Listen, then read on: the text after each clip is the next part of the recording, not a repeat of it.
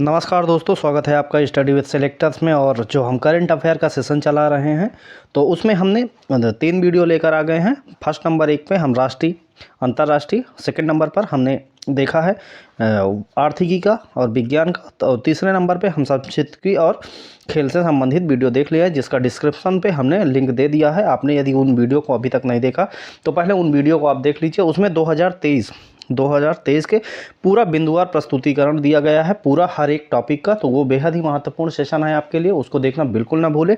और यहाँ पर हम आज आ गए हैं राष्ट्रीय परिदृश्य का जो करंट नोट्स हैं उसको देखेंगे।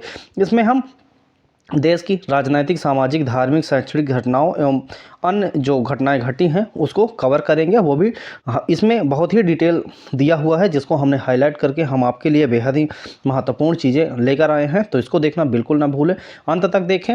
हम एक बार आपसे वादा करते हैं कि यदि आपने हमारा ये करंट अफेयर का सेशन पूरा देख लिया इस वीडियो का, राष्ट्रीय परिदृश्य का, तो उसके बाद यदि कोई करंट अफेयर आता है तो उससे बाहर नहीं होगा। आप इतना विश्वास रखिए और पूरा सेशन आप देखिए।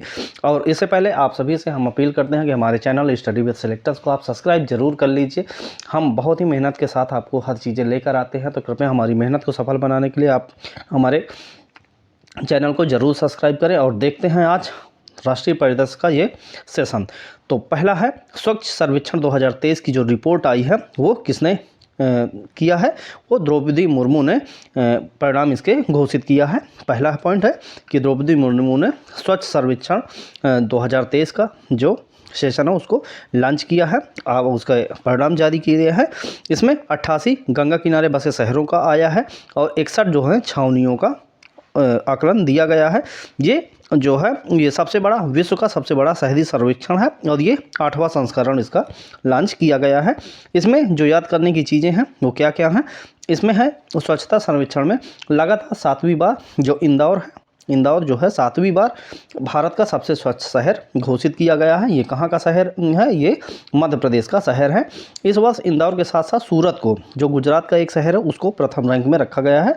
तो पहले रैंक में कौन कौन है? इंदौर और सूरत। और दूसरे नंबर पे तो हो ही गया, क्योंकि इंदौर और सूरत पहला दूसरा पोजीशन ले लिए हैं, हालांकि एक साथ रखे गए हैं। और तीसरे पोजीशन पे महाराष्ट्र का नवी मुंबई है, वो स्थान रखता है। तो देखते हैं 10 शहरों की रैंकिंग जो है, जो 1 लाख से अधिक जनसंख्या है, उसमें से पहला इंदौर और सूरत को दिया गया है और तीसरा दिया गया है नवी मुंबई को। आगे देखते हैं। इसमें यदि उत्तर प्रदेश की बात करते हैं तो उत्तर प्रदेश का एक भी शहर टॉप 10 में अपनी जगह नहीं बना पाया है। सिर्फ 5 शहर जो 1 लाख से कम जनसंख्या वाले हैं। सासवड़ महाराष्ट्र का जो शहर है वो 1 लाख से कम जनसंख्या में पहला स्थान रखता है। और इसी तरह देखेंगे शीर्ष 5 राज्य, तो सबसे स्वच्छ जो राज्य की श्रेणी में पुरस्कार मिला वो महाराष्ट्र को मिला है। और उस 27 राज्यों में उत्तर प्रदेश का 9वां स्थान है। पहला कौन है? महाराष्ट्र, और उत्तर प्रदेश का 9वां स्थान रखा गया है। बिहार को 15वें स्थान पर रखा गया है। गंगा किनारे जो बसे जो 88 शहरों, उनमें से कौन से हैं? उसमें बनारस को सबसे स्वच्छ घोषित किया गया है। आगे देखते हैं। मध्य प्रदेश में यदि छावनी की बात करते हैं, जो 61 छावनियाँ हैं, उसमें महू छावनी जो है वो भारत की सबसे स्वच्छ छावनी घोषित की गई है। ये कहाँ है? मध्य प्रदेश में है। 1 लाख से अधिक जनसंख्या की श्रेणी में 20 शहरों में उत्तर प्रदेश के केवल एक शहर है। कौन सा है? नोएडा जो है 14वां स्थान प्राप्त किया है। इसी श्रेणी में अलीगढ़ को 38वां, अलीगढ़ को 40वां, गाजियाबाद को 38वां और बनारस को 41वां, लखनऊ को 44वां और फिरोजाबाद को 52वां और प्रयागराज को 71वां स्थान प्राप्त हुआ है। तो ये इतना ज़रूरी नहीं है। इसमें ये याद रखना है कि टॉप 20 में जो हमारा है वो कौन है? नोएडा है, 14वां स्थान रखता है। और उत्तर प्रदेश जो है वो 9वां स्थान रखता है राज्यों की श्रेणी में। ये पॉइंट आपको जरूर याद रखना चाहिए। चंडीगढ़ को सर्वश्रेष्ठ सफाई मित्र सुरक्षित शहर घोषित किया गया है। किसको? चंडीगढ़, जो केंद्र शासित प्रदेश है, उसको किया गया है। अगला पॉइंट कह रहा है कचरा मुक्त शहरों की स्टार रेटिंग प्रोटोकॉल के तहत नोएडा को 5 स्टार शहर प्रमाणित किया गया है। मोस्ट इंपॉर्टेंट नोएडा आपको याद रखना है। अगला पॉइंट, ये नोएडा जो है वो कौन है? 14वां नंबर है टॉप 20 में शहरों में। 14वें नंबर पर यूपी का एक ही शहर है। और इसके स्वच्छ सर्वेक्षण 2023 के पुरस्कारों के समारोह के दौरान 2024 हेतु स्वच्छ भारत मिशन के गीत का विमोचन किया गया। गीत क्या है? नया संकल्प है, नया प्रकल्प है, और इसको कैलाश खेर जो गायक है उन्होंने गाया है। तो ये स्वच्छता सर्वेक्षण 2023 की जो रिपोर्ट है इसको आप इतना जरूर याद रखें। अगला पॉइंट कह रहा है पीएम जन मन योजना। पीएम जनमन जो है वो अनुसूचित जनजातियों की आबादी से संबंधित है। ये 18 राज्यों और केंद्र शासित प्रदेशों में जो निवास करने वाले 75 समुदाय हैं उनको विशेष रूप से संवेदनशील जनजाति समूहों के रूप में वर्गीकृत किया गया है। ये उनके लिए ही ये योजना लाई गई है। कौन सी? पीएम जन मन योजना। तो इसमें जो मोस्ट इम्पॉर्टेंट पॉइंट है वो हम देख लेते हैं। ये अगले 3 वर्षों के लिए इस मिशन को लागू किया गया है और इसमें 15,000 करोड़ रुपए खर्च किए जाएंगे। स्मरणीय जो तथ्य हैं वो क्या है? प्रधानमंत्री मोदी ने जनजाति गौरव दिवस के अवसर पर झारखंड के खूंटी जिले में प्रधानमंत्री जनजाति आवासीय न्याय महाअभियान जिसको पीएम जनमन की शुरुआत की है। तो पीएम जो जनमन है उसका फुल फॉर्म प्रधानमंत्री जनजाति आदिवासी न्याय महाअभियान है। तो इसको किसने? प्रधानमंत्री मोदी ने जनजाति गौरव दिवस के अवसर पर शुरुआत किया है। और इससे जो इसका समन्वय मंत्रालय है वो कौन सा है? इसका जो मंत्रालय होगा वो केंद्रीय जनजाति कार्य मंत्रालय इसका नोडल होगा एवं समन्वय मंत्रालय भी इसका नोडल माना गया है। अगला पॉइंट देखते हैं इससे संबंधित जो है उसमें क्या कह रहा है? 25 दिसंबर को केंद्रीय जनजाति कार्य मंत्रालय ने पीएम जनमन के तहत एक सूचना और शिक्षा नवाचार अभियान की शुरुआत की है। ये आपको याद रखना है।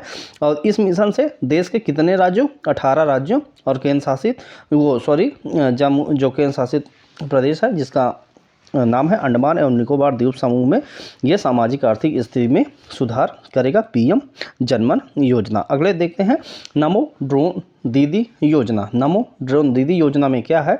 भारत जो है उर्वरकों का दूसरा सबसे बड़ा उत्पादक देश है। मोस्ट इम्पॉर्टेंट है, इसको याद रखना है। कौन सा उत्पादक देश है? ये दूसरा सबसे बड़ा उत्पादक देश है और उसी के साथ साथ यह दूसरा सबसे बड़ा आयातक भी है। उर्वरकों का सबसे बड़ा जो दूसरा आयातक है वो भी है और उत्सर्जक भी सब दूसरे नंबर पर ही है। तो ये ज़रूर आपको याद रखना है। तो आगे देखते हैं इसमें जो इसके परिणाम स्वरूप जो है वो तरल नैनो उर्वरक हैं उनको बनाया गया है। नैनो यूरिया, नैनो डीएपी जैसे तरल उर्वरकों को छिड़काव की कुशल सामग्री के साथ यहाँ पर बनाया गया है। इस परिप्रेक्ष्य में ड्रोन प्रौद्योगिकी महत्वपूर्ण साबित है। किसमें? ये जो नैनो यूरिया बनी है या नैनो डीएपी बनी है तो इसके छिड़काव के लिए जो ड्रोन प्रौद्योगिकी वो बेहद ही महत्वपूर्ण है। और इसी में किसान ड्रोन के उद्भव से कृषि पद्धतियों में क्रांतिकारी परिवर्तन संभव हो गया है। कृषि ड्रोन के माध्यम से उर्वरकों के छिड़काव की प्रणाली जो है स्वचालित हो गई है जिससे समय की बचत भी होती है। तो जो नैनो यूरिया बनाई गए या नैनो डीएपी बनाई गए या जो और छोटे छोटे प्रोडक्ट हैं जो लिक्विड फॉर्म में बनाए गए हैं तो वो ड्रोन प्रौद्योगिकी माध्यम से उनका बहुत अच्छे से विकास हुआ है। वो कम समय में ज़्यादा से ज़्यादा खेतियों पर निर्भर हुए हैं, ज़्यादा से ज़्यादा खेती कवर करते हैं। तो और इनका जो पैदावार है उसमें भी फ़र्क पड़ता है। तो इसको आप ज़रूर याद रखेंगे। कौन सा है? प्रधानमंत्री जो लॉन्च किए हैं उसका नाम है नमो ड्रोन दीदी योजना। ये आपको याद रखना है। और भारत उर्वरकों का दूसरा सबसे बड़ा उत्पादक और दूसरा सबसे बड़ा आयातक देश भी है।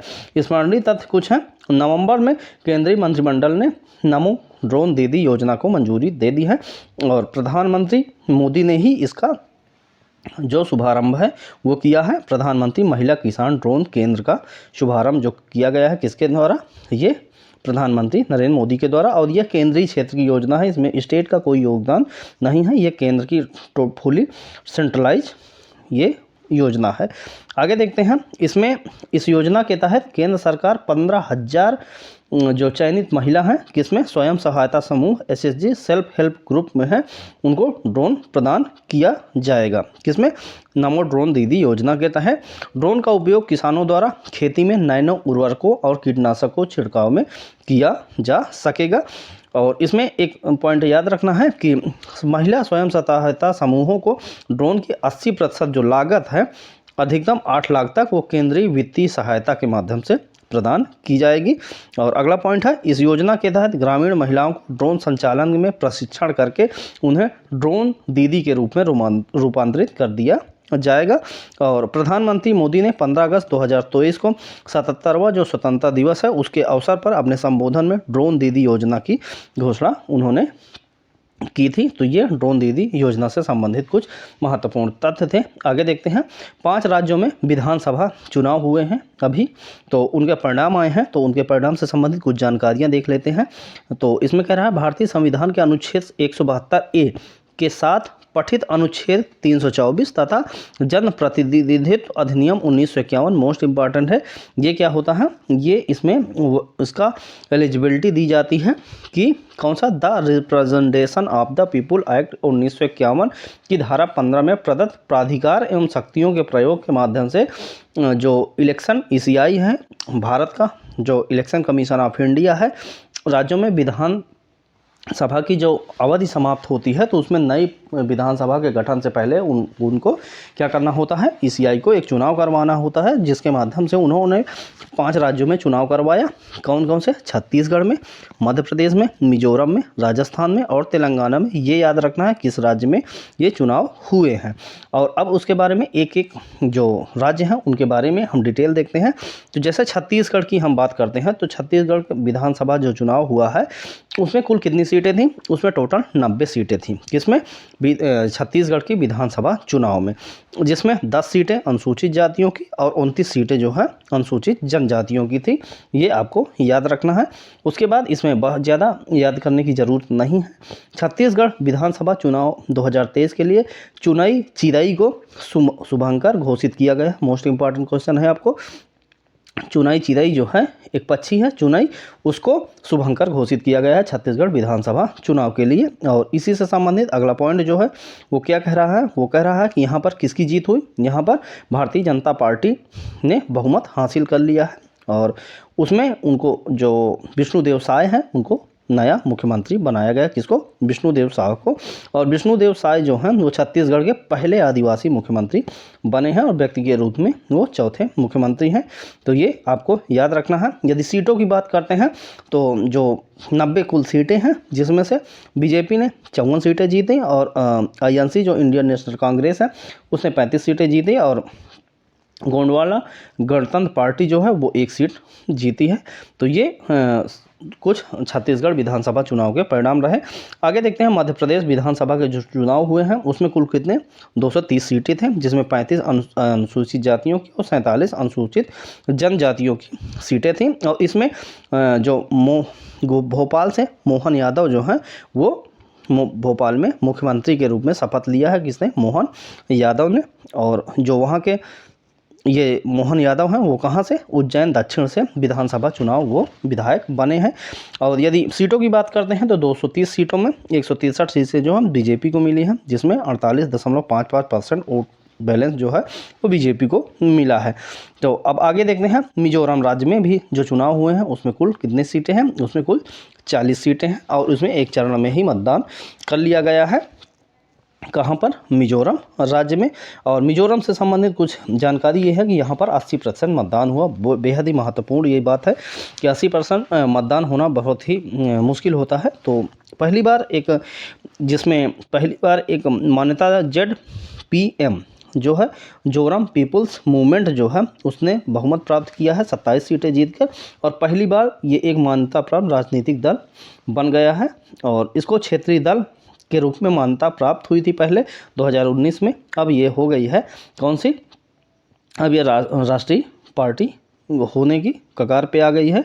और यदि इसके बारे में बात करते हैं तो JPM पार्टी के जो नेता हैं लालदुहोमा, उनको मिजोरम के मुख्यमंत्री के रूप में शपथ दिलाई गई है। और लालदुहोमा के बारे में यदि कुछ जानकारी देखते हैं तो ये 6ठे मुख्यमंत्री हैं। कहाँ पर, मिजोरम के। और ये सेरछिप विधानसभा से ये इन्होंने अपना निर्वाचन जो जीता है। और ये पहले क्या है, ये IPS थे और ये पूर्व प्रधानमंत्री जो हमारी रही हैं इंदिरा गांधी, उनके ये सुरक्षा में तैनात थे। आगे देखते हैं, इनको दल बदल विरोधी कानून के तहत पहले अयोग्य घोषित कर दिया गया था। कब? 1988 में। आगे देखते हैं राजस्थान विधानसभा चुनाव के बारे में। कुल कितनी सीटें थी? 200 सीटें थे। 34 जो है अनुसूचित जाति और 25 अनुसूचित जनजाति से संबंधित ये कौन थी? ये सीटें थी राजस्थान के बारे में। और बात करते हैं 74%, 74.65% यहाँ मतदान हुआ है। भजन लाल शर्मा जो हैं उनको राजस्थान का मुख्यमंत्री बनाया गया है। यह प्रथम अवसर है जब सीडी शर्मा विधायक के रूप में निर्वाचित हुए। पहली बार जो भजन लाल शर्मा है वो विधायक बने हैं और उनको पहली बार में ही जो है वो सीएम बना दिया गया है। और राजस्थान विधानसभा चुनाव के बारे में बात करते हैं तो बीजेपी को 115 सीटें मिली हैं 200 में, और आईएनसी जो है इंडियन नेशनल कांग्रेस उसको 70 सीटें मिली हैं। यदि और बात करते हैं तेलंगाना जो विधानसभा चुनाव है तो वहाँ पर तेलंगाना में कुल 119 सीटें और 119 सीटों में वहाँ पर अनुमुला रेवंत रेड्डी जो तेलंगाना के नए मुख्यमंत्री बने हैं, ये भारतीय राष्ट्रीय कांग्रेस के नेता हैं और ये दूसरे मुख्यमंत्री हैं तेलंगाना के। पहले मुख्यमंत्री के बाद ये दूसरे मुख्यमंत्री बने हैं। तो ये कुछ जो 5 विधानसभा चुनाव हुए थे 5 राज्यों में उनसे संबंधित कुछ जानकारियां थी। अब देखते हैं आगे। अनुच्छेद 370 पर सर्वोच्च न्यायालय का ऐतिहासिक निर्णय हुआ है। सर्वोच्च न्यायालय का जो 370 अनुच्छेद है उससे संबंधित एक निर्णय आया है। तो उसमें कह रहा है भारतीय संविधान के अनुच्छेद 370 के तहत जम्मू कश्मीर को विशेष दर्जा प्राप्त किया गया था। वर्ष 1949 में इसे अस्थायी प्रावधान के रूप में संविधान में जोड़ दिया गया था अनुच्छेद 370 को। अब अनुच्छेद 370 के तहत भारत की संसद जम्मू कश्मीर के संदर्भ में केवल सीमित विषयों पर ही कानून बना सकती थी। अनुच्छेद 370 के कारण ही भारत संविधान के अधिकांश अनुच्छेद जम्मू और कश्मीर पर लागू नहीं होते थे। अनुच्छेद 35A जो था वो 370 से ही उपजा था और यह 1954 में जम्मू कश्मीर और संविधान सभा की सिफारिश पर राष्ट्रपति के आदेश के माध्यम से आया था। यह अनुच्छेद जम्मू कश्मीर की विधायिका को स्थानीय निवासियों को परिभाषित करने का अधिकार देता था। कौन सा? अनुच्छेद 335A। अनुच्छेद 335A जो था वो वहाँ के निवासियों को एक विशेष अधिकार देता था जिसके तहत जो है स्थायी नागरिक ही ज़मीन खरीद सकते थे कारोबार करने में और नौकरी में आदि में उनको विशेष प्रावधान दिया जाता था। अच्छा, अगस्त 2019 में भारतीय संसद में अनुच्छेद 370 एवं अनुच्छेद 335A को जम्मू कश्मीर में जो विशेष दर्जा प्राप्त था उसको समाप्त कर दिया गया और इसको एक केंद्र शासित प्रदेश बनाया गया। जम्मू और कश्मीर और लद्दाख को 2 अलग अलग केंद्र शासित प्रदेश के रूप में गठित कर दिया गया। ये आपको बेहद ही महत्वपूर्ण याद रखना है। 300 जो अनुच्छेद 35A के है वो किससे संबंधित है? अनुच्छेद 370 में क्या था? अनुच्छेद 335 में है। और इसको कब समाप्त किया गया? तो इसको 2019 अगस्त में समाप्त कर दिया गया है। इससे संबंधित कुछ जो जानकारियां ये सर्वोच्च न्यायालय ने 5-0 से एक जो सर्वसम्मति का एक फैसला हुआ उसमें ये कहा गया कि जो 370 और 35A को निरस्त किया गया वो केंद्र सरकार द्वारा एक उचित फैसला है। और ये 5 जजों की जो पीठ थी उसमें 5 जीतों से ये माना गया है। आगे देखते हैं कि सर्वोच्च न्यायालय के अनुसार 5 अगस्त 2019 को जो निर्णय हुआ है वो संवैधानिक एकीकरण को बढ़ावा देने के उद्देश्य से लिया गया है, न कि इसका उद्देश्य विघटनता। संविधान जो हमारा सर्वोच्च न्यायालय उसने ये दलील देते हुए ये सही ठहरा दिया है कि अनुच्छेद 370 को हटाना जो केंद्र सरकार ने है वो कोई गलत नहीं किया है। तो ये थोड़ा सा इम्पॉर्टेंट पॉइंट बन जाता है आपके लिए। आगे देखते हैं इससे संबंधित थोड़ा बहुत जानकारी और देखते हैं। जम्मू कश्मीर पुनर्गठन संशोधन विधेयक 2023 एवं जम्मू कश्मीर आरक्षण संशोधन विधेयक 2023 जो अभी हाल ही में लागू हुआ है उसके बारे में थोड़ा देख लेते हैं, ये इम्पॉर्टेंट है। 11 दिसंबर 2023 को भारत की संसद में जम्मू कश्मीर पुनर्गठन संशोधन 2023 एवं जम्मू कश्मीर आरक्षण संशोधन विधेयक 2023 ये दोनों को एक साथ 11 दिसंबर को संसद में रखा गया। जम्मू कश्मीर ये पारित कर दिया गया। जम्मू और कश्मीर आरक्षण संशोधन विधेयक जो 2023 जो है आरक्षण के बारे में क्या प्रावधान करता है? इस विधेयक का उद्देश्य जम्मू कश्मीर आरक्षण अधिनियम 2004 की धारा 2 में संशोधन करना है। वहाँ पर जो धारा चल रही थी 2004 की एक कश्मीर आरक्षण अधिनियम उसमें धारा 2 जो है उसमें संशोधन किया गया है इसमें जम्मू कश्मीर आरक्षण अधिनियम 2004 में अनुसूचित जाति, जनजाति तथा अन्य सामाजिक एवं शैक्षणिक रूप से पिछड़े वर्ग के सदस्यों के लिए नौकरी तथा व्यावसायिक संस्थानों में प्रवेश में आरक्षण का जो प्रावधान करता है अब हो गया है।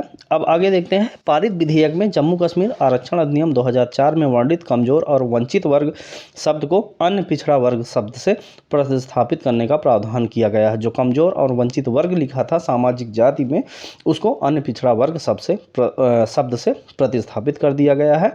और यदि पुनर्गठन विधेयक जो है उसके बारे में बात करते हैं तो कश्मीरी प्रवासियों जो उसमें कहा गया है, तो उसमें कहा गया कि कश्मीरी प्रवासियों में से अधिकतम 2 सदस्यों को विधानसभा में नामित करने का प्रावधान है, जिसमें एक महिला सदस्य होगी, मतलब एक पुरुष होगा, मिनिमम एक महिला तो होना ही है। दोनों महिलाएं भी हो सकती हैं लेकिन दोनों पुरुष नहीं हो सकते हैं।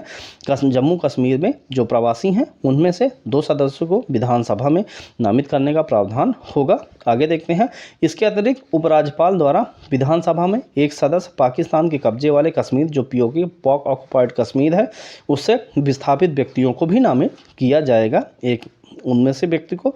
अगला देखते हैं, अगला कह रहा है, इस विधेयक में जम्मू और कश्मीर विधानसभा में सीटों की कुल संख्या जो है वो 107 से बढ़ाकर 114 करने का प्रस्ताव किया गया है। इन सदस्यों इनमें 7 सीटें अनुसूचित जाति और 9 सीटें अनुसूचित जनजाति की आरक्षित होंगी। तो ये कुछ संविधान जो जम्मू कश्मीर का जो संशोधन है वो है। इसमें कह रहा है जम्मू कश्मीर की विधानसभा की वास्तविक सीटें जो 83 थी उनको बढ़ाकर अब 90 कर दिया गया क्योंकि ये संशोधन आया है। इनमें से 43 सीटें जम्मू में और 47 सीटें जो हैं वो कश्मीर में होगी।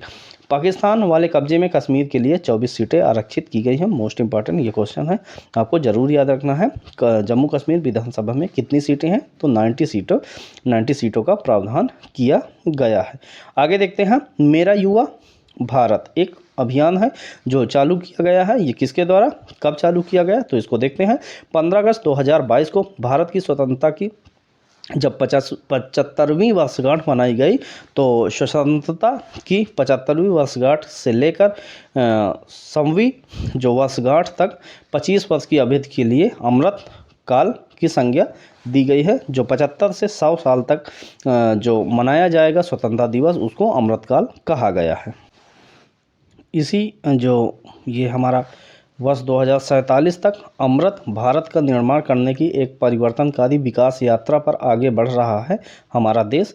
तो विजन 2047 को साकार करने के लिए एक ऐसे फ्रेमवर्क, क्योंकि 2047 में हमारा 100वां जो है स्वतंत्रता दिवस मनाया जाएगा, तो उसी में कह रहा है विजन 2047 को साकार करने के लिए एक ऐसे फ्रेमवर्क की आवश्यकता होगी जो ग्रामीण युवाओं, शहरी युवाओं और ग्रामीण शहरी युवाओं को एकल मंच पर ला सके।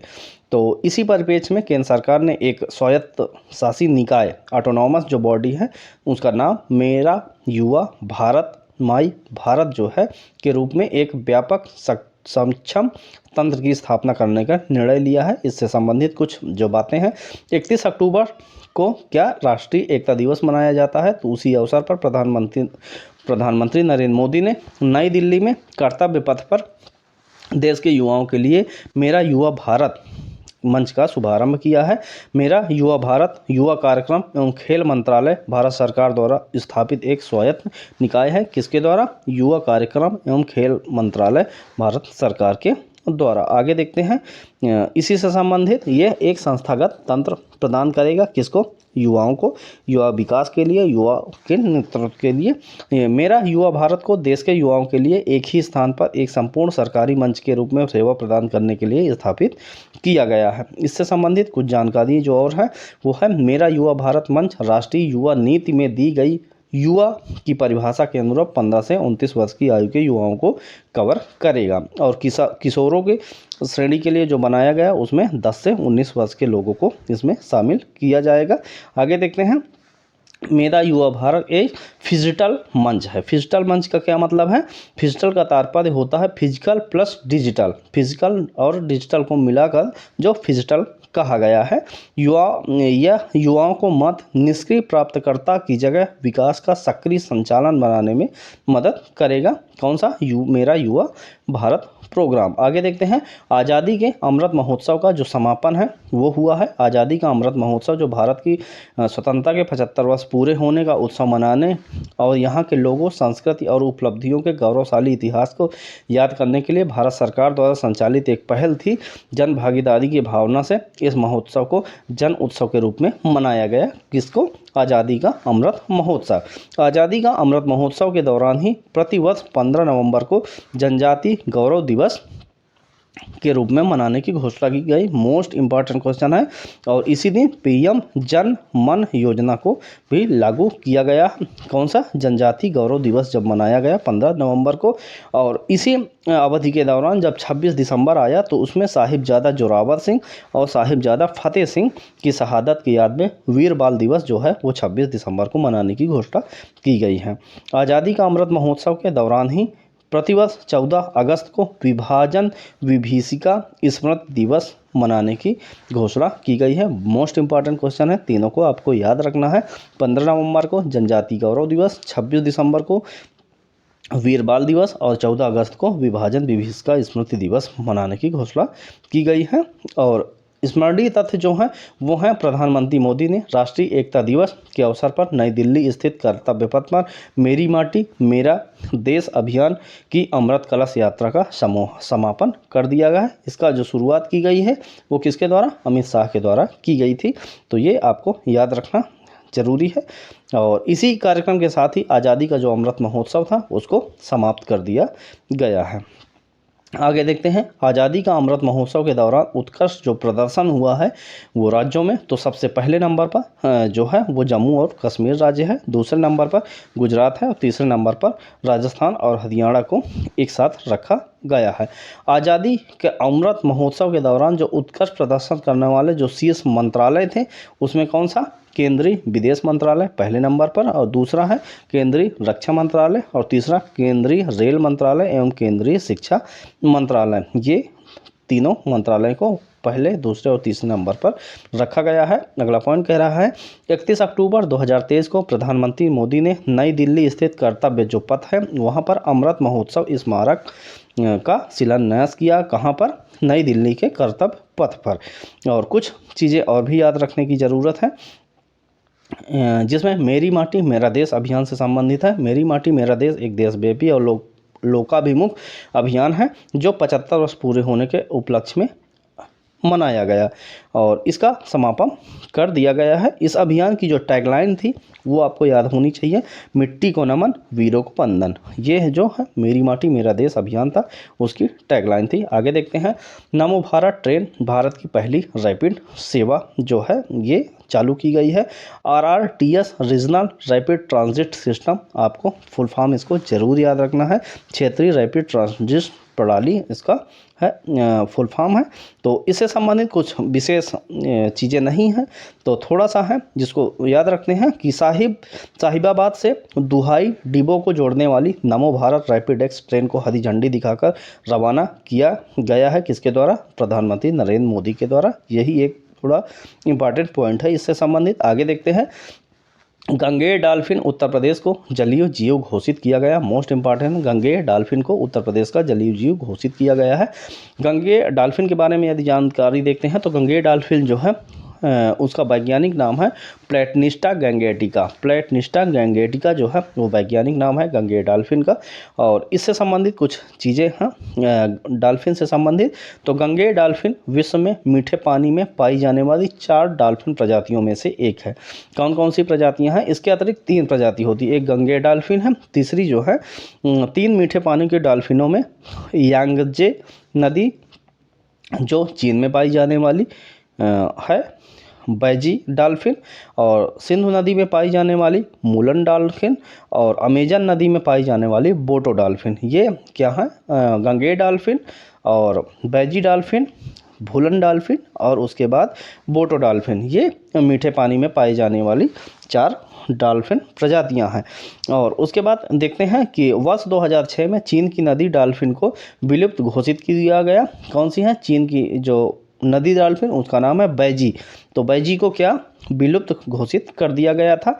उल्लेखनीय है कि डॉल्फिन प्रायः समुद्र में ही पाई जाती हैं, लेकिन उपर्युक्त जो 4 प्रजातियां हैं वो केवल नदियों में पाई जाती हैं और झीलों में ही पाई जाती हैं। बाकी जितनी भी इनके अलावा डॉल्फिन है तो सभी समुद्र में पाई जाती हैं। गंगा नदी डॉल्फिन को प्रायः टाइगर ऑफ द गंगा कहा जाता है। किसको टाइगर ऑफ द गंगा कहा जाता है? गंगा नदी की डॉल्फिन को कहा जाता है टाइगर ऑफ द गंगा। अब इससे संबंधित कुछ जानकारी ये है कि ये जो जीव हैं ये अपना जो शिकार करते हैं वो अल्ट्रासोनिक ध्वनि तरंगों से करते हैं और ये उत्सर्जित करते हैं अल्ट्रासोनिक ध्वनि, और उसी को जब रिवर्स वो आते हैं तो उससे अपना शिकार और अपना जो एम होता है उसको प्राप्त करते हैं। स्मरणीय तथ्य जो कुछ संबंधित है, उत्तर प्रदेश सरकार ने के वन विभाग द्वारा गंगे डॉल्फिन को प्रदेश के जलीय जीव के रूप में मान्यता देने की घोषणा की गई है। किसके द्वारा? वन विभाग के द्वारा ये दी गई है मान्यता। और गंगा नदी डॉल्फिन को असम सरकार द्वारा जो है वो राज्य का जलीय पशु घोषित किया गया है। किसके द्वारा? यूपी का भी ये जलीय जीव है और असम का भी ये जलीय जीव है, जलीय पशु है गंगा डॉल्फिन। और उत्तर प्रदेश के राज्य मछली जो है चितला है। कौन सी है? उत्तर प्रदेश की राज्य मछली जो है वो है चितला। इसको जरूर याद रखेंगे आप। IUCN की लाल सूची में गंगा डॉल्फिन को संकटग्रस्त इंडेंजर्ड की श्रेणी में वर्गीकृत किया गया है, ये आपको याद रखना है। गंगा नदी डॉल्फिन को वन्यजीव अधिनियम 1972 की सूची जो अनुसूची 1 है उसमें सूचीबद्ध किया गया है, जिसके तहत उन्हें सुरक्षा का उच्चतम स्तर प्राप्त हुआ है। तो ये याद रखना है। और इससे ही संबंधित एक है घोल मछली जो है वो कौन है? वो गुजरात की राज्य मछली अभी घोषित किया गया है। विश्व मात्स्यिकी दिवस कब है? 21 नवंबर को मनाया जाता है। उसी के अवसर पर घोल मछली को जो गुजरात राज्य की राज्य मछली घोषित किया गया है। घोल मछली का वैज्ञानिक नाम प्रोटोनिबिया डायकैंथस है।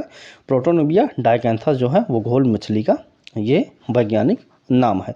इसे गोल्डफिश के नाम से भी जाना जाता है। और ये क्यों इसको घोषित किया गया है राज्य मछली? ये इसका आर्थिक मूल्य और विशिष्ट कारण से ये राज्य मछली घोषित की गई है गुजरात सरकार के द्वारा।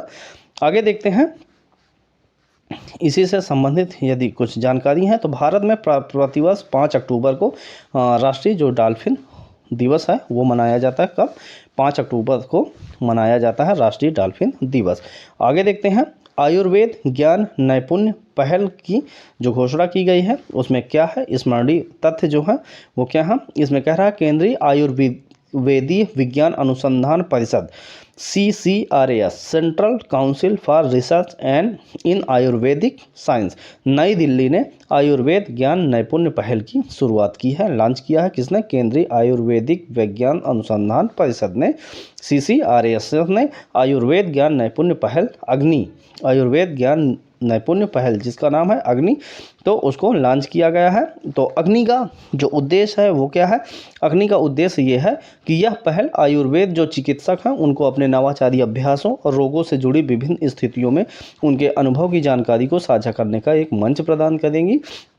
और दूसरा लक्ष्य इनका है, यह जो उद्देश्य है यह पहल आयुर्वेद चिकित्सकों के बीच साक्ष्य आधारित आयुर्वेद चिकित्सा की जानकारी देने की संस्कृति को भी बढ़ावा देंगी। तो ये 2 उसके उद्देश्य हैं। आगे देखते हैं भारतीय भेषज संहिता आयोग PDG का सदस्य। किसका? PDG का सदस्य जो है वो कौन है? भारतीय भेषज संहिता आयोग बना है। भारतीय भेषज संहिता इंडियन फार्माकोपिया जो है IP इंडियन फार्माकोपिया भारतीय भेषज संहिता को केंद्रीय स्वास्थ्य एवं परिवार कल्याण मंत्रालय की ओर से भारतीय भेषज संहिता IPC इंडियन फार्माकोपिया कमीशन द्वारा प्रकाशित किया जाता है। भारतीय भेषज संहिता को भारत में निर्मित और या विपणन की जाने वाली दवाओं के मानकों की आधिकारिक पुस्तक के रूप में माना जाता है। किसको? भारतीय भेषज संहिता आयोग को। ये कौन सी आधिकारिक पुस्तक है? ये दवाओं के मानकों के आधारित जो है दवाओं की मानकों की आधिकारिक पुस्तक है। और भारतीय भेषज संहिता जो है ये केंद्रीय स्वास्थ्य एवं परिवार कल्याण मंत्रालय का एक स्वायत्त संस्थान है। स्वायत्त संस्थान है कौन? परिवार कल्याण स्वास्थ्य एवं परिवार कल्याण मंत्रालय। देश में दवाओं के मानकों को निर्धारित करने के लिए इस आयोग का गठन किया गया है। किसका? IPC का। आगे देखते हैं इससे संबंधित कुछ जानकारियाँ। फार्माकोपियल वार्ता समूह जो है वो इसकी वार्षिक बैठक का आयोजन कहाँ हैदराबाद में संपन्न हुआ। यह अमेरिका, यूरोप एवं जापान के बाहर आयोजित पीडीजी की पहली बैठक थी। पहले ये अमेरिका, यूरोप और जापान में ही हुई है, उसके बाद ये हैदराबाद में इस बार हुई है। ये वर्ष 2019 के बाद से प्रतिभागियों की व्यक्तिगत उपस्थिति वाली प्रथम बैठक थी। यहाँ पर 2019 के बाद से जो भी बैठकें हुई उसमें किसी ने भाग नहीं लिया था व्यक्तिगत रूप से, इसमें पहली बार भाग लिया गया है। इससे संबंधित एक तथ्य ये है कि विश्व स्वास्थ्य संगठन जो है, वर्ल्ड हेल्थ ऑर्गेनाइजेशन, इस समूह में एक पर्यवेक्षण ऑब्जर्वर के रूप में काम करेगा। ठीक है, ये बेहद ही महत्वपूर्ण पॉइंट है। WHO इसका जो है ऑब्जर्वर होगा। आगे देखते हैं सम्मक्का सरक्का केंद्रीय जनजाति विद्यालय, इसके बारे में यदि जानकारी देखते हैं आगे, कुछ महत्वपूर्ण जो हम हेडलाइट किए हुए हैं उसको हम जरूर फटाफट देखते हैं, क्योंकि हमारे द्वारा एक ही वीडियो में राष्ट्रीय परिदृश्य को ख़त्म करने के पूरा टारगेट है। इसके बाद हम आपको अंतर्राष्ट्रीय परिदृश्य पढ़ाएंगे। तो अभी तक यदि हमारा आपने चैनल सब्सक्राइब नहीं किया तो उसको सब्सक्राइब जरूर कर लें, और आप हमारे द्वारा बहुत ही मेहनत के द्वारा आपको ये सेशन लेकर आया जाता है, तो कृपया हमारी मेहनत को सफल बनाने के लिए आप ज़रूर सब्सक्राइब करें और बेल आइकन दबाना बिल्कुल ना भूलें, क्योंकि हमारा डेली का एक सेशन होता है करंट अफेयर का, तो उसको देखना बिल्कुल ना भूलें। उसको आप डेली यदि 20 से 25 मिनट में देखते हैं तो हमारा ये वादा है कि आपका कोई भी एग्जाम में करंट अफेयर का क्वेश्चन नहीं छूटेगा। तो देखते हैं ये सम्मक्का सरक्का केंद्रीय जनजाति विश्वविद्यालय से संबंधित कुछ जानकारियाँ। ये कह रहा है कि सम्मक्का सरक्का जठारा कुंभ मेला के बाद भारत का दूसरा सबसे बड़ा मेला है, और ये कहाँ पर लगता है तो ये आगे हम देखते हैं। ये जानकारी कह रहा है यह एशिया का सबसे बड़ा जनजातीय मेला है। कौन सा? सम्मक्का सरक्का जठारा, ये एशिया का सबसे बड़ा जनजातीय मेला है। और इस मेले का आयोजन जो है तेलंगाना के बाद तेलंगाना के दूसरे सबसे बड़े जनजातीय समुदाय कोया जनजाति के द्वारा किया जाता है। किसके द्वारा? कोया जनजाति। अब स्टैटिक जीके का एक ये पार्ट है, कोया जनजाति कहाँ की है, तो ये कोया जनजाति जो है वो तेलंगाना से संबंध रखती है, और ये एशिया का सबसे बड़ा जनजातीय मेला है जो तेलंगाना में लगता है, और कोया जनजाति के द्वारा ये किया जाता है। ये एक द्विवार्षिक मेला है, 2 वर्षों में लगता है, जो तेलंगाना के मुगुलू जिले के तड़वाई मंडल स्थित मेदाराम गांव में आयोजित किया जाता है। कहाँ? मेदाराम है जो तड़वाई मंडल है मुगुलू जिले में। तो ये है मेला। यह मेला जो है वो देवी सम्मक्का एवं सरलम्मा, जिनको सरक्का कहते हैं, के सम्मान में आयोजित किया जाता है। यह मेला सम्मक्का एवं सरलम्मा के नेतृत्व में हुए जनजातीय विद्रोह की याद में मनाया जाता है। और ये ज्ञातव्य होगी, ये माँ बेटी की एक जोड़ी ने 12वीं शताब्दी में काकतीय शासकों के द्वारा सूखे के दौरान स्थिति में जनजातीय लोगों पर जो टैक्स लगाया गया उसके विरोध में ये विद्रोह हुआ था। सम्मक्का सरक्का जठारा को तेलंगाना सरकार द्वारा राज्य उत्सव घोषित किया गया है। मोस्ट इम्पॉर्टेंट, किसने? तेलंगाना राज्य सरकार के द्वारा ये राज्य क्या घोषित किया है? राज्य उत्सव घोषित किया गया है। तो इसमें जो याद करने की चीज़ें हैं वो हैं, प्रधानमंत्री मोदी की अध्यक्षता में केंद्रीय मंत्रिमंडल ने केंद्रीय विश्वविद्यालय विधेयक 2023 को संसद में प्रस्तुत करने की स्वीकृति दी है, और इस विधेयक का उद्देश्य केंद्रीय विश्वविद्यालय अधिनियम 2019 में संशोधन करना है।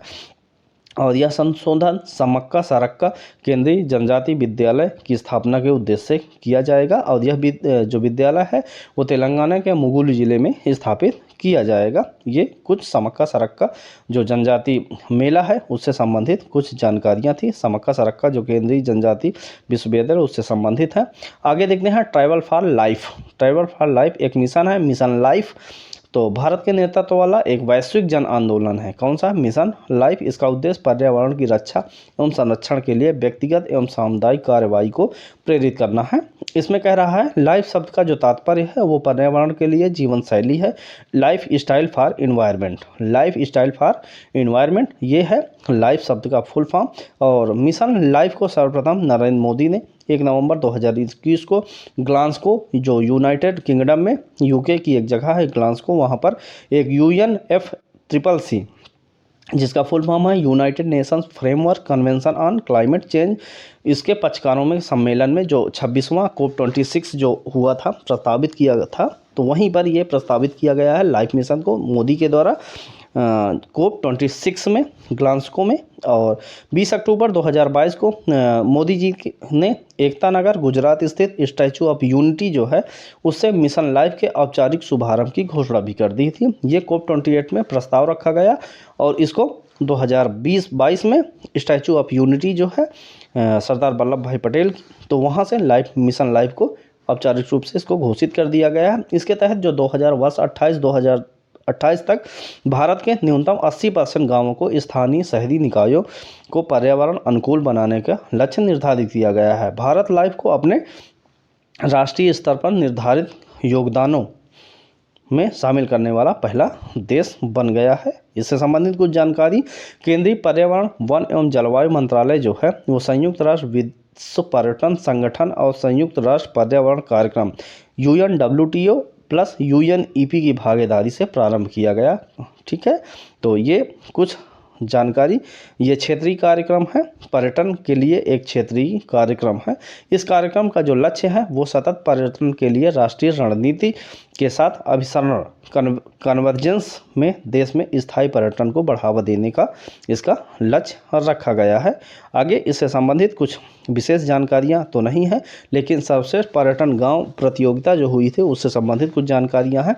तो इसमें कह रहा है केंद्रीय पर्यटन मंत्रालय द्वारा संचालित सर्वश्रेष्ठ पर्यटन गांव प्रतियोगिता का उद्देश्य ऐसे गांव को सम्मानित करना है जो ग्रामीण पर्यटन स्थल का सबसे अच्छा उदाहरण प्रस्तुत करता है। तो इसमें कौन सा गांव पहले नंबर पर आया है? तो इसमें दावर गांव जो है बांदीपोरा का जिला है और जम्मू कश्मीर का, उसको स्वर्ण श्रेणी में रखा गया है, स्वर्ण श्रेणी में।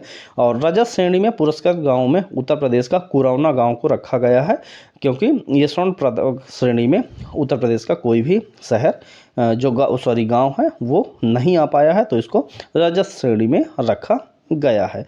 आगे देखते हैं इससे संबंधित एक अगला जो पॉइंट है वो कह रहा है भारत ऑर्गेनिक्स ब्रांड को जो है वो लॉन्च किया गया है। भारत ऑर्गेनिक ब्रांड में क्या होगा कि जो हमारे यूरिया है, DAP है या जो ऑर्गेनिक है वो सिर्फ एक ही नाम से निकाले जाएंगे। कौन से? भारत के नाम से। उसमें जो हर अलग अलग आता था कंपनियों का नाम वो अब हटाकर सिर्फ एक भारत ऑर्गेनिक ब्रांड जो है वो लागू कर दिया गया है। तो इससे संबंधित कुछ जानकारियाँ देखते हैं। कह रहा है 25 जनवरी 2023 को multi state cooperative society act 2002 के तहत राष्ट्रीय सहकारी ऑर्गेनिक्स लिमिटेड को पंजीकृत किया गया था। और इसमें 11 जनवरी 2023 को नरेंद्र मोदी ने एक नेतृत्व में अपने केंद्रीय मंत्रिमंडल द्वारा राष्ट्रीय सहकारी ऑर्गेनिक्स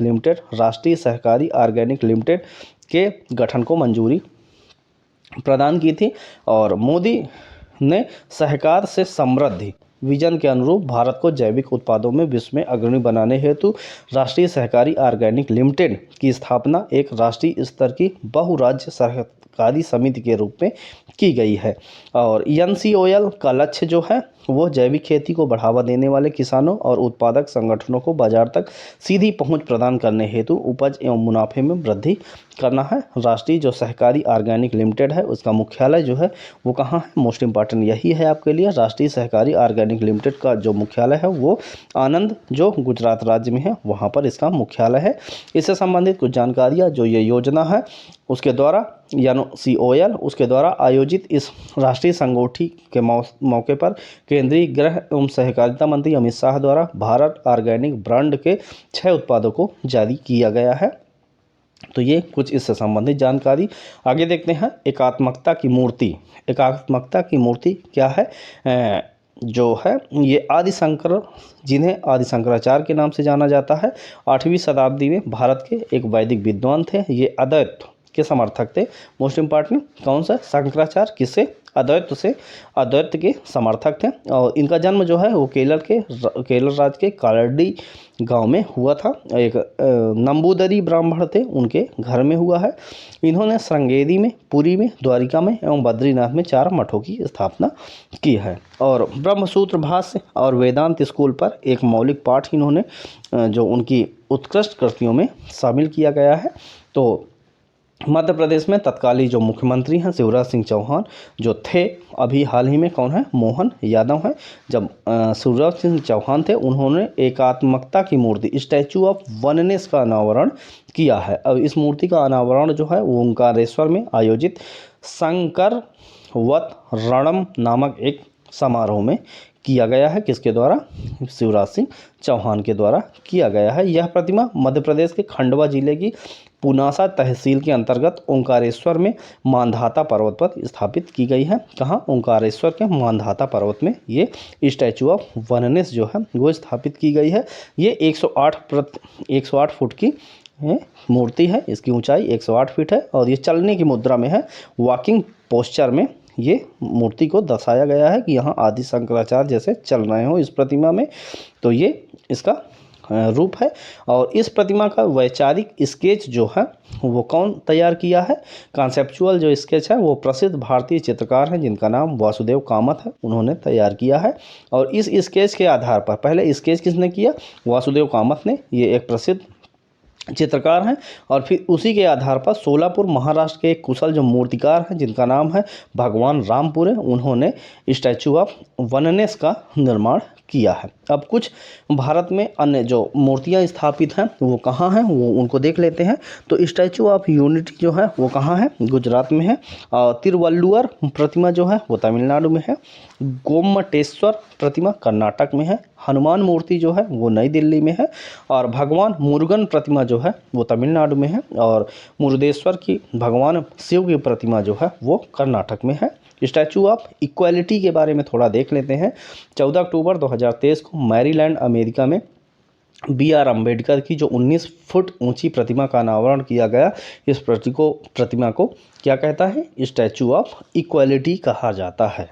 कौन से? BR अम्बेडकर की, जो मैरीलैंड अमेरिका में। अभी हमने बिंदुवार प्रस्तुतिकरण में आपको बताया था कि भारत के बाहर जो अम्बेडकर की दूसरी जो फोटो है, पहली हैदराबाद में सबसे बड़ी है और दूसरी जो है मैरीलैंड अमेरिका में BR अम्बेडकर की फोटो को जो पिक्चर है उसका अनावरण प्रतिमा का किया गया है। और ये आगे लिखा भी है कि भारत के बाहर BR अम्बेडकर की सबसे ऊंची जो प्रतिमा है वो कहाँ है? मैरीलैंड अमेरिका में है। आगे देखते हैं इस जो ये स्टैचू ऑफ इक्वालिटी है, इसका प्रतिमा का शिल्पकार जो है वो है राम वी सुतार हैं। और राम वी सुतार ने गुजरात स्थित जो स्टैचू ऑफ यूनिटी है उसको भी डिजाइन किया था। आगे देखते हैं statue of unity Sardar Vallabh भाई पटेल की ये है। और 2023 में तेलंगाना के जो तत्कालीन मुख्यमंत्री हैं चंद्रशेखर राव ने भारत में स्थित BR अम्बेडकर की सबसे ऊंची प्रतिमा का अनावरण तेलंगाना राज्य में किया था। हैदराबाद में ये कांस्य की मूर्ति है, 125 फीट की है। तो ये कुछ संबंधित जानकारियाँ थी उससे BR अम्बेडकर की मूर्ति जो हैदराबाद में स्थित है। आगे कह रहा है राष्ट्रीय हल्दी बोर्ड का गठन किया गया है। कहाँ पर? राष्ट्रीय हल्दी बोर्ड का गठन जो है वो किया गया है यहाँ पर भारत में। इसमें संबंधित कुछ जानकारियाँ हैं कि हल्दी का जो वानस्पतिक नेम है उसका नाम है करक्यूमा लोंगा और जिजीवेरेसी परिवार का यह एक पुष्पीय पादप है। और यह एक सदाबहार और औषधीय गुणों से युक्त पौधा है जो मुख्यतः भारतीय उपमहाद्वीप एवं दक्षिण पूर्व एशिया में उगाया जाता है। और जो इसमें प्रमुख जैव सक्रिय है उसका नाम क्या है? करक्यूमिनाइड्स जो है ये प्रमुख एक जो जैव सक्रिय यौगिक होता है। और ये जैव सक्रिय जो यौगिक है ना वो एंटीडॉक्स एवं एंटी कैंसर के गुणों से भरपूर होता है। और भारत में, विश्व में जो हल्दी का उत्पादन जो भारत में होता है वो सबसे बड़ा उत्पादक भारत है, उपभोक्ता है और इसका निर्यातक भी है। कौन सा? विश्व में सबसे ज़्यादा उत्पादन भी होता है भारत में और उपभोग भी भारत के द्वारा किया जाता है और निर्यात भी भारत के द्वारा ही किया जाता है सबसे ज़्यादा। तो 75% जो विश्व में हल्दी 100% होती है, उस 100% में 75% जो है वो भारत में उगाई जाती है। और सबसे ज़्यादा जो है वो महाराष्ट्र राज्य, फिर उसके बाद तेलंगाना, कर्नाटक और फिर तमिलनाडु में ये उसका उगाई जाती है। और वैश्विक व्यापार में जो भारत की भागीदारी है वो 62% है हल्दी में। तो हल्दी के बारे में कुछ एक राष्ट्रीय बोर्ड का गठन किया गया है। और ये राष्ट्रीय बोर्ड का गठन किस लिए किया गया है, इसका उद्देश्य क्या है? तो इस बोर्ड के स्वास्थ्य संबंधी लाभों के विषय में जागरूकता बढ़ाएगा और हल्दी की खपत को बढ़ाने की दिशा में कार्य करेगा। हल्दी के निर्माण को बढ़ाने के लिए अंतर्राष्ट्रीय स्तर पर नए बाजार विकसित करेगा। ये निर्यात को बढ़ाने में भी मूल जो अपना है योगदान देगा। तो ये हल्दी को बढ़ाने में, हल्दी के गुणों को बताने में, हल्दी के लिए व्यापार स्थापित करने में, उसके लिए एक नई तकनीक विकसित करने के लिए राष्ट्रीय हल्दी बोर्ड का गठन किया गया है। आगे देखते हैं अगला पॉइंट जो है वो नारी शक्ति बंधन अधिनियम है। नारी शक्ति बंधन अधिनियम जो है वो क्या है? नारी शक्ति बंधन अधिनियम है जो लोकसभा में और राज्यसभा में महिलाओं के लिए जो है 33% आरक्षण के लिए जो विधेयक लागू किया गया उसको नारी शक्ति बंधन अधिनियम के नाम से जाना जाता है। सबसे पहले जो ये महिला आरक्षण संबंधी जो विधेयक है वो कब लागू हुआ? तो 11वीं जो लोकसभा थी जिसमें प्रधानमंत्री एच.डी. देवेगौड़ा थे, उनके कार्यकाल में 12 सितंबर 1996 को ये प्रस्तुत किया गया था। कौन सा? पहली बार महिला आरक्षण संबंधी विधेयक। और ये जो 85वें संविधान संशोधन के तहत ये जो है अटल बिहारी वाजपेयी के कार्यकाल में भी प्रस्तुत किया गया है, उससे संबंधित कुछ जानकारियां थी। तो स्मरणीय तथ्य जो आपको याद रखना है वो क्या है? पहली बार जो है एच.डी. देवेगौड़ा के प्रधानमंत्री कार्यकाल में ये विधेयक लाया गया।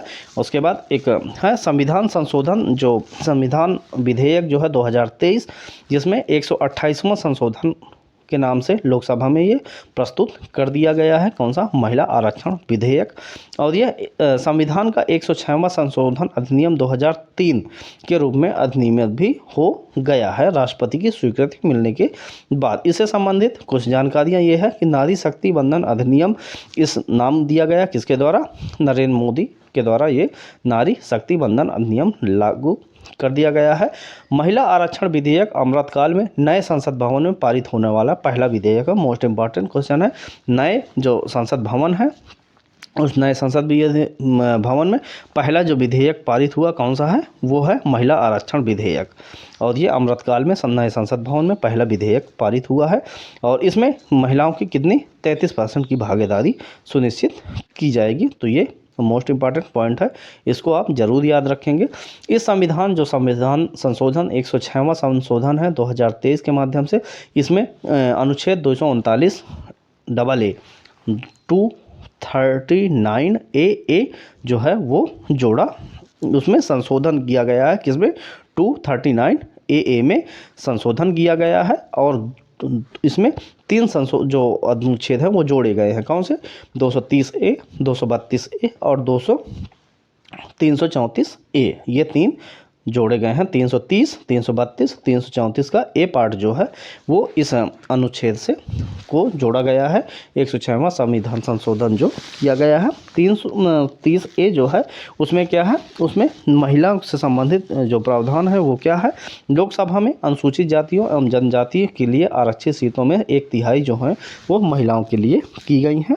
और दूसरा है लोकसभा में प्रत्यक्ष निर्वाचन के माध्यम से भरी जाने वाली जो कुल सीटें हैं उसमें 1/3 जो सीटें हैं वो महिलाओं के लिए आरक्षित होंगी। और जो 232A है उसको जोड़ने के माध्यम से प्रत्येक राज्य की विधानसभा में महिलाओं की सीटों को आरक्षित कर दिया गया है। तो ये नारी शक्ति बंधन जो योजना है उससे संबंधित कुछ जानकारियां थी। आगे देखते हैं आयुष्मान भव अभियान। आयुष्मान भव अभियान से संबंधित कुछ जानकारियां हैं। सतत विकास लक्ष्य 2000 लक्ष्य तीसरा जो है SDG लक्ष्य जो तीसरा है, SDG के कितने लक्ष्य हैं? ये 17 लक्ष्य हैं और इनको 2030 तक पूरा करना है। तो उसमें जो तीसरा लक्ष्य है अच्छे स्वास्थ्य एवं कल्याण, तो उससे संबंधित है आयुष्मान भव अभियान, ये उसी से संबंधित है। और ये सार्वभौमिक स्वास्थ्य कवरेज जो यूनिवर्सल हेल्थ कवरेज है उससे संबंधित ये राष्ट्रीय स्वास्थ्य नीति 2013 की सिफारिशों के अनुरूप जारी किया गया है। आगे देखते हैं इससे संबंधित कुछ जानकारियां जो हैं वो हैं राष्ट्रपति द्रौपदी मुर्मू ने गांधीनगर गुजरात से वर्चुअल माध्यम से जो है वो आयुष्मान भव अभियान का शुभारंभ किया है। आयुष्मान भव अभियान को केंद्रीय स्वास्थ्य एवं परिवार कल्याण मंत्रालय के द्वारा प्रारंभ किया गया है। मोस्ट इंपॉर्टेंट क्वेश्चन है, ये आपको जरूर याद रखना है। एक आरोग्य मंथन 2023 जो है उसके बारे में जानकारी देखते हैं। वर्ष 2023 में राष्ट्रीय स्वास्थ्य प्राधिकरण की 2 प्रमुख योजनाओं में से एक महत्वपूर्ण पड़ाव को प्राप्त किया है। और ABPMJ आयुष्मान भारत प्रधानमंत्री जन आरोग्य योजना के कार्यान्वयन को 5 वर्ष पूरे हो गए हैं। तो ये आरोग्य मंथन 2023 जो है वो इसीलिए मनाया गया है। और ये विज्ञान भवन नई दिल्ली में आरोग्य मंथन का आयोजन किया गया है। तो ये आरोग्य मंथन से संबंधित कुछ जानकारियाँ। ABPMJAY के अंतर्गत सर्वाधिक आयुष्मान कार्ड बनाने वाले जो बड़े राज्य हैं उसमें से असम है, और छोटे राज्यों में नागालैंड और तथा केंद्र शासित प्रदेशों में जम्मू कश्मीर को विजेता घोषित किया गया है। बड़े राज्य में असम, छोटे राज्य में नागालैंड और केंद्र शासित प्रदेशों में जम्मू कश्मीर को विजेता घोषित किया गया है। और आगे देखते हैं, मिथुन को खाद्य पशु का दर्जा प्रदान किया गया है। मिथुन का वैज्ञानिक नाम जो है वो बोस फ्रोंटालिस है, और इसको पर्वतों के पशु के नाम से जाना जाता है। किसको? मिथुन को जाना जाता है। और ये विश्व में जो मिथुन की सर्वाधिक जो संख्या है वो उत्तर पूर्वी राज्यों में पाई जाती है, और उत्तर पूर्वी राज्यों में भी अरुणाचल प्रदेश में मिथुन की संख्या सबसे ज़्यादा पाई जाती है। और ये अरुणाचल प्रदेश, नागालैंड, मणिपुर, मिजोरम में उष्ण वर्षा वनों में पाया जाता है, जिसमें अरुणाचल प्रदेश में मिथुन की संख्या सबसे ज़्यादा है। और इसको फसाई जो है food safety and standard authority of India ने मिथुन को जो है आधिकारिक रूप से खाद्य पशु के रूप में नामित किया है। जो फसाई का फुल फॉर्म है भारतीय खाद्य सुरक्षा और मानक प्राधिकरण संरक्षा, स्टैंडर्ड संरक्षा। तो इसके साथ ही ICAR राष्ट्रीय मिथुन अनुसंधान केंद्र ने प्रत्येक वर्ष 1 सितंबर को मिथुन दिवस के रूप में मनाने की घोषणा की है। और मिथुन का मांस जो है उसको VC कहा जाएगा। जिस तरह हमारे जो बीफ है वो, जैसे गाय का मांस है उसको बीफ कहा जाता है, जो सुअर का मांस है उसको पोर्क कहा जाता है, इसी प्रकार मिथुन के मांस को क्या कहा जाएगा? VC कहा जाएगा। ये ऐसा घोषणा की गई है। तो और ICAR जो राष्ट्रीय मिथुन अनुसंधान केंद्र है, नेशनल रिसर्च सेंटर ऑफ मिथुन जो है, इसकी स्थापना जो है भारतीय कृषि अनुसंधान परिषद के तत्वावधान में जून 1988 में नागालैंड में की गई थी। मोस्ट इम्पॉर्टेंट है, ICAR का जो स्थापना है वो कब हुई थी? 1988 में नागालैंड राज्य में हुई थी। अब कह रहा है अगला, सांची जो भारत का पहला सौर शहर है उसके संबंधित कुछ जानकारी देख लेते हैं। तो ये हमारा जो राष्ट्रीय परिदर्श का ये जो सीरीज चल रही है इसको एक वीडियो में ख़त्म करना आपके लिए लेंदी हो जाएगा, तो इसलिए हम इसको एक और वीडियो बना देंगे जिससे आप पूरी तरह से ये आपको कवर हो जाएगा अच्छे से। तो इसके बारे में यदि हम जानकारी देखते हैं तो कह रहा है भारत का जो पहला सौर शहर है वो कौन सा है? वो सांची, जो मध्य प्रदेश के रायसेन जिले में स्थित है। एक छोटा सा ये नगर है। ये भारत का पहला सौर शहर घोषित किया गया है। जो सांची है वो किस लिए फेमस है? ये मंदिर, बौद्ध विहारों और स्थापत्य संपदा के कारण फेमस है। और सांची के स्तूप को सबसे प्रमुख माना जाता है। इसे द ग्रेट स्तूप के नाम से भी जाना जाता है, सांची के स्तूप को। इस महान स्तूप का निर्माण जो है अशोक ने 3री शताब्दी ईसा पूर्व में करवाया था। और वर्ष 1989 में सांची स्थित जो बौद्ध स्मारक है उसको यूनेस्को को विश्व धरोहर सूची में शामिल कर दिया गया था। जो कुछ याद करने की चीज़ें हैं वो कह रहा है भारत के प्रथम सौर शहर के रूप में सांची को जो शिवराज सिंह चौहान ने है वो लोकार्पित किया है। और इस अवसर पर सांची को शुद्ध शून्य कार्बन उत्सर्जन शहर बनाने के लिए मध्य प्रदेश सरकार ने नवीन एवं नवीकरणीय ऊर्जा विभाग तथा IIT कानपुर के मध्य समझौता ज्ञापन, जिसका मेमोरेंडम ऑफ अंडरस्टैंडिंग पे हस्ताक्षर उन्होंने किया है।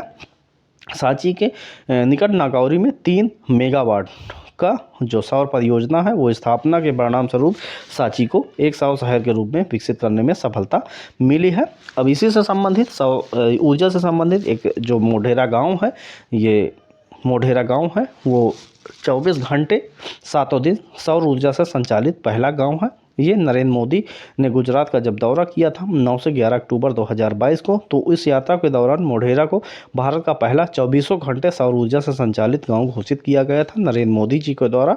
और इसमें 6 मेगावाट का क्षमता का एक सौर ऊर्जा संयंत्र स्थापित किया गया है मोढेरा गाँव में। मोढेरा का सौरीकरण जो है वो सूर्यग्राम परियोजना के तहत किया गया था।